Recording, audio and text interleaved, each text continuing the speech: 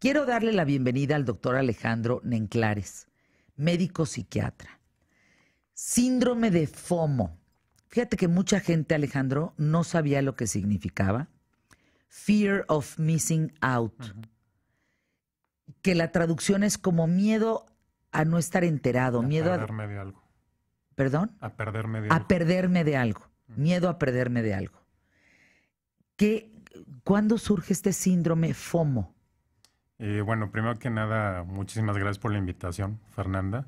A mí me encanta estar en radio, pues educando, informando acerca de estos temas de salud mental. Hay como un antecedente, de un trastorno que se llama Social Anxiety Media Disorder, es decir, el trastorno de ansiedad por los medios o por las redes sociales. El FOMO es poquito que tiene, que fue descrito. No está como tal clasificado en la clasificación internacional del Manual Diagnóstico y Estadístico, que es el famoso DSM-5, o la clasificación internacional de enfermedades. Todavía no entra dentro de esas clasificaciones porque no hay suficientes datos de investigación para catalogarlo como tal, como un trastorno. Sin embargo, sí hay estudios, sí hay algunos estudios que nos arrojan datos muy, muy interesantes. Obviamente va de la mano con el auge de que empieza a haber redes sociales. Nace Facebook, nace Twitter, nace Instagram, todas estas redes sociales. Y esto va en tendencia en aumento, va en aumento. Un reciente estudio nos dice que el 97% de los adolescentes utilizan algún tipo de red social. Es decir, prácticamente todos, ¿no?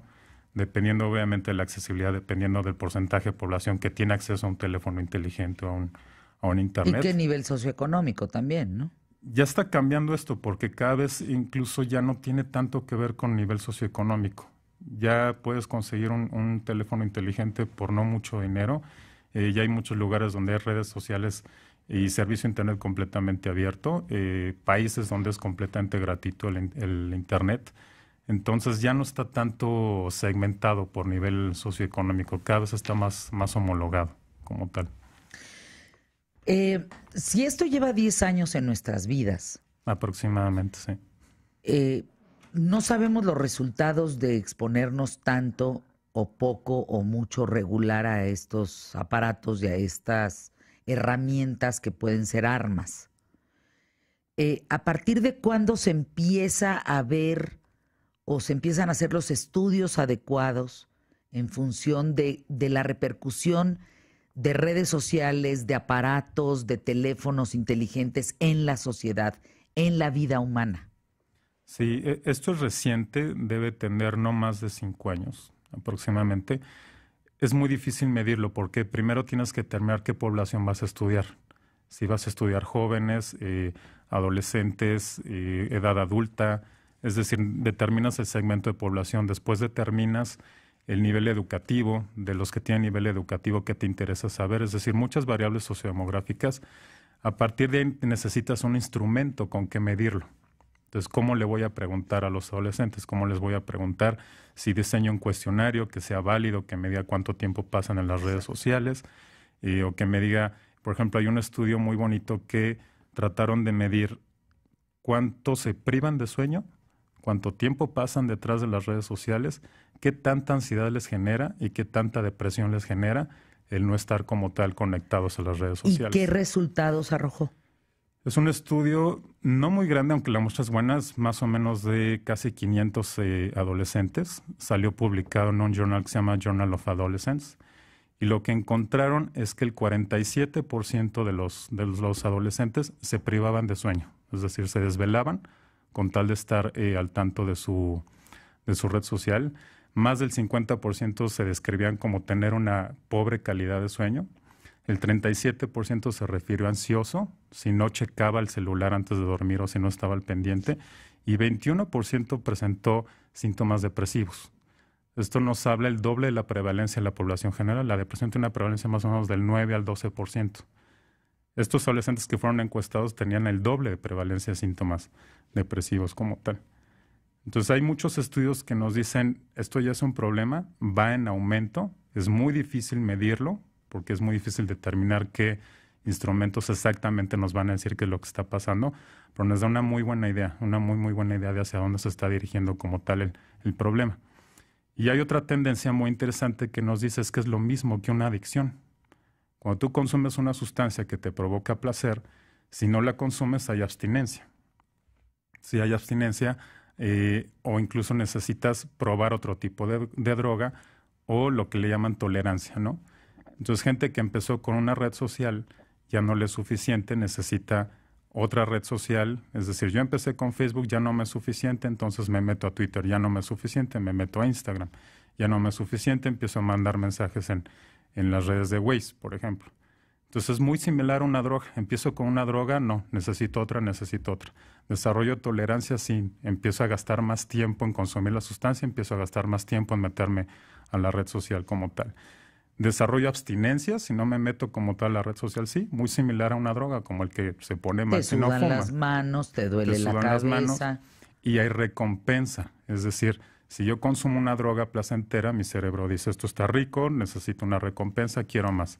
Si yo subo una foto y me dan 100 likes, va a haber recompensa. ¡Ay, qué popular soy! O qué bien aceptado soy. O se mejora mi autoestima. Y eso el cerebro lo recuerda. Es falso. Totalmente falso. Y aparte es como engañarse en muchos sentidos. Pero el cerebro lo percibe como placentero, como estamos siendo aceptados, estamos sobreviviendo, y lo sigue reforzando y lo guarda en la memoria. Dice, cada vez que hagas tú esta conducta, seguramente vamos a recibir placer. Pero ¿qué pasa, por ejemplo, parecido a los que apuestan? Cuando uno apuesta y gana, placer, se va para arriba una sustancia que se llama dopamina.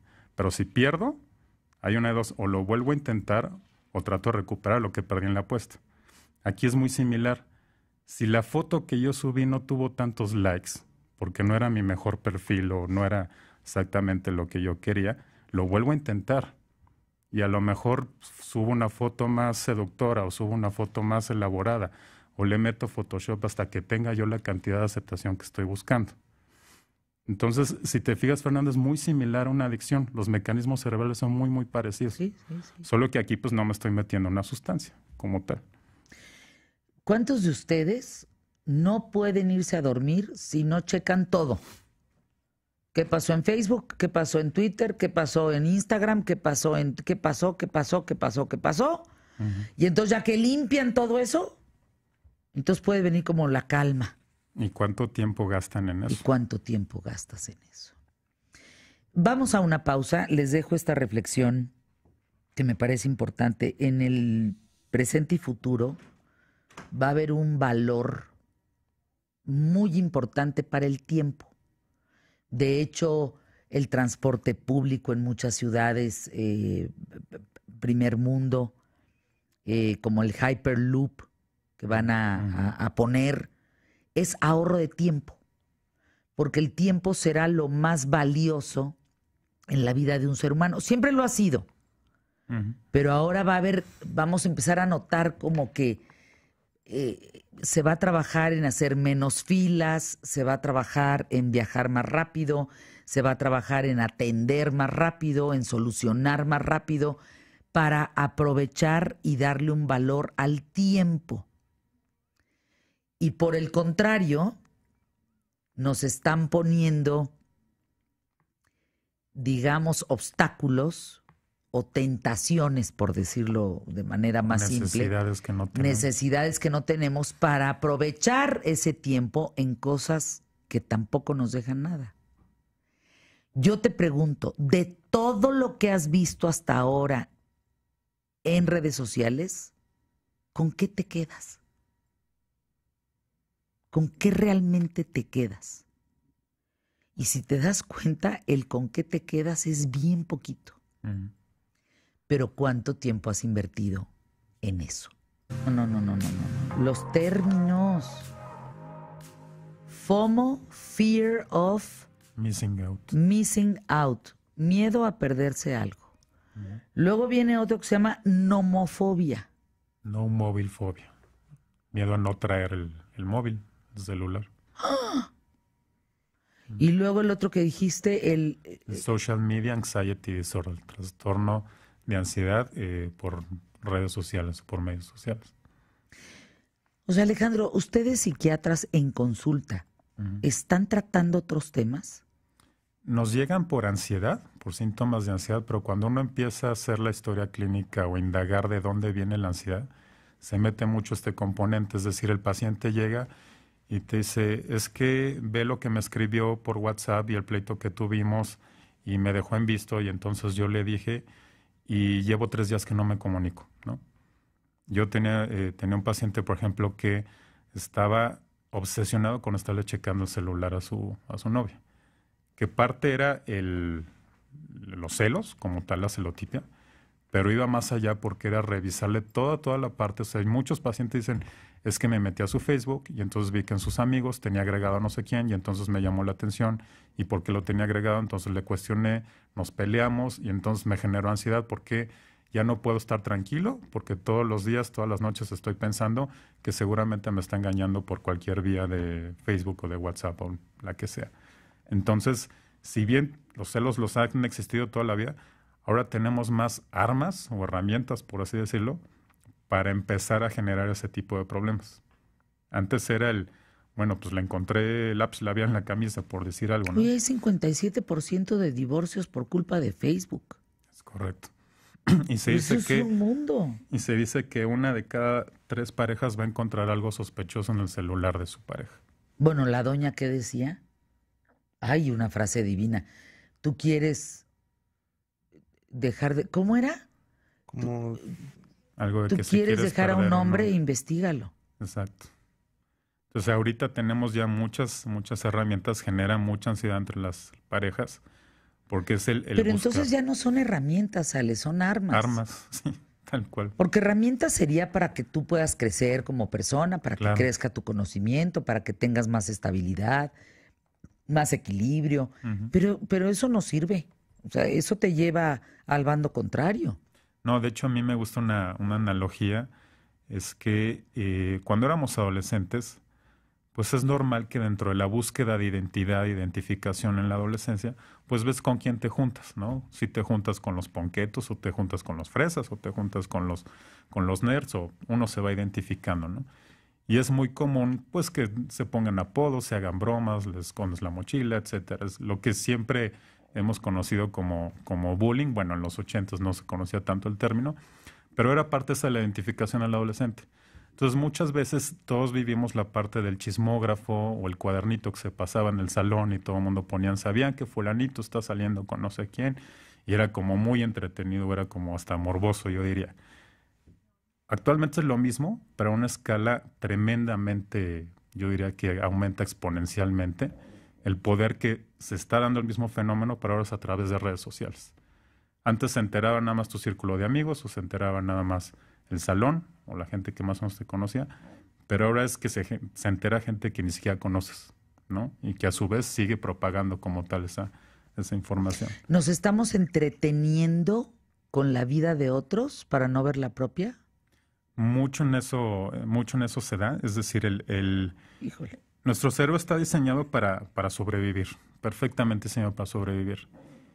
Y está diseñado para responder ante cualquier amenaza. Las amenazas que viven ahorita mucho los adolescentes, también los adultos, es qué tal si no soy aceptado, qué tal si daña mi autoestima, qué tal si esto no alimenta mi autoestima, qué tal si no le dan like.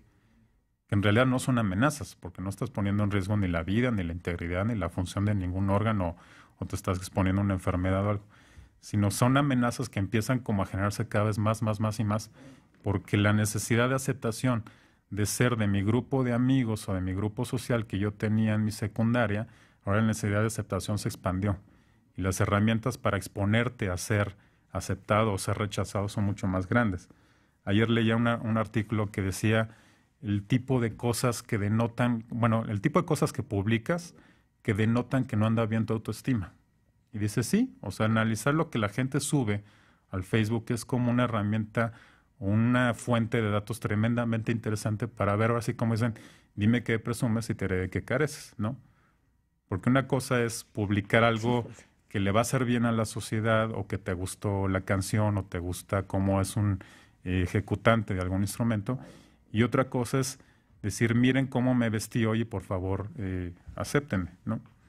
Entonces todo eso nuestro cerebro ya lo percibe como amenaza. En el par de minutos que nos quedan, arranqué la historia de una mamá que se llama Norma, que por distraerse horrible. con el celular, su hija muere, la atropellan ¿Qué casos, Alejandro, tienes en tu entorno que realmente te han sorprendido? En relación al uso de estas redes sociales, Sí, ¿qué consecuencias graves has visto? divorcios o separaciones, muy, muy seguido. Tuve un caso también de violencia, es decir, el arranque de celos de uno de estos pacientes terminó en violencia física, incluso orden de restricción a este paciente porque el juez determinó que era peligroso ya que estuviera cerca. Y todo nació presente porque le encontró un mensaje a la novia, como tal. No era tan comprometedor, pero dentro de la psicopatología de este paciente se creó ¿Lo toda una detonó? historia, lo detonó y bueno, terminó en consecuencias bastante importantes. ¿Y en los chavos? En los chavos mucho insomnio es muy, muy frecuente, incluso pérdida de rendimiento escolar. Es el papá o los papás ahora tienen mucho la moda de el primer castigo que le meten a los hijos es te quedas sin celular, ¿no? Y desconecto la red y cambio la clave y no te vas a poder conectar. Bueno, casos de berrinche, de intento de suicidio o de autolesiones, de decir, ah, sí, entonces no me vas a dejar conectarme, entonces pues ahora me salgo de la casa y no regreso y entonces me voy a lastimar o empiezan a amenazar a los papás con a ver quién puede más, tú me castigas el celular, entonces yo me voy a cortar las venas. Cosas así de graves, porque realmente la nomofobia o el malestar que les genera el no poder conectarse, para ellos es como terrible en muchos casos, no generalizo, pero esa es la tendencia ahorita, que muchos papás tratan de castigar por ese lado. Pero lo irónico es que no están muy enterados de qué es lo que están viendo sus hijos dentro de las redes sociales. Entonces, te la pasas todo el día ahí, te lo castigo, pero ni siquiera sé qué es lo que estás viendo o a qué te estás exponiendo. Tus datos, Alejandro Nenclares. Sí. Cómo no, yo estoy a su servicio en la colonia Insurgentes Mixcoac. El teléfono es el 5598-0411. ¿Cómo le hacemos con la gente de la República Mexicana? Es muy fácil, me pueden buscar en Facebook. No hay otro Alejandro Nenclares que yo sepa. Entonces, si están interesados, pueden mandarme un inbox y con todo gusto Perfecto. Les doy mis datos de contacto. Gracias por estar aquí en los micrófonos de ¿Qué tal, Fernanda?